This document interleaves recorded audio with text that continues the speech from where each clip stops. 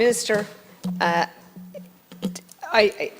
motion for a start, I'm not sure is, it's brought in good faith, and I don't think it's going to solve our problem. No more, Minister, than I doubt your bona fides in what you're trying to do, but unfortunately, it's ineffective. We have a cross-section of private and public childcare. 74% of our childcare is catered for in the private sector, 26% in the public sector. They're not a million miles apart in the cost base, but the funding is the real issue. And I think the problem we have is that if you're going, it's often too little too late. And the problem we have here is that we end up with the cost base actually eroding your input and far in excess of it. And if you look at what the Childcare Federation have provided, to be fair, it depicts it quite well. It uses a stool, and they're the third leg as providers. And what they're saying is that, yes, the input has been increased by 15%, but the costs have gone up by 28%. And that 13% deficit is being met by the private providers. And essentially, the net increase of 75 million only covers 44% of the ERO increases that have been set down fundamentally by yourself. And I think where this is going to fall is where we have our nursing home sector.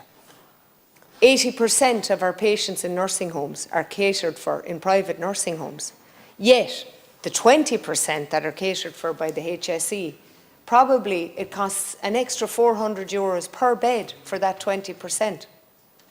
And we see nursing home closures day on day. We see them being taken over by much larger conglomerate nursing home coming in from outside the country because they are strictly able to compete on that they're buying en masse and different things. Now, that is not going to happen in the childcare sector. We have a level of corporate creches in urban areas that we don't have in rural areas. And primarily in my area, we depend on the family resource centres.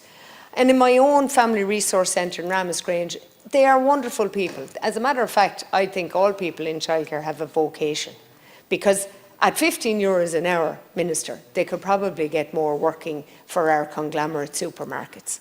And the problem with that is that we have families, two-income families, who greatly depend on childcare, regardless of whether it's private or public. They are trying to find childcare where they can. So we have very much a mass exodus now from the scheme to prevent closures. And whether I can see that you're shaking your head, and I did say I don't doubt your bona fides in this matter, but the reality is the reality. And what has happened, this is across government sectors. We can't build houses without the builders, and we can't keep throwing money at the problem because clearly they don't know what the problem is in housing, and would appear that the cart is very much before the horse in childcare. We cannot do this and transition without a just transition from private into public without decimating the sector first. And that shouldn't happen. It just shouldn't happen. It's happening in the healthcare sector, where we have a fair deal scheme that is not fit for purpose any longer. It doesn't support the nursing homes costs.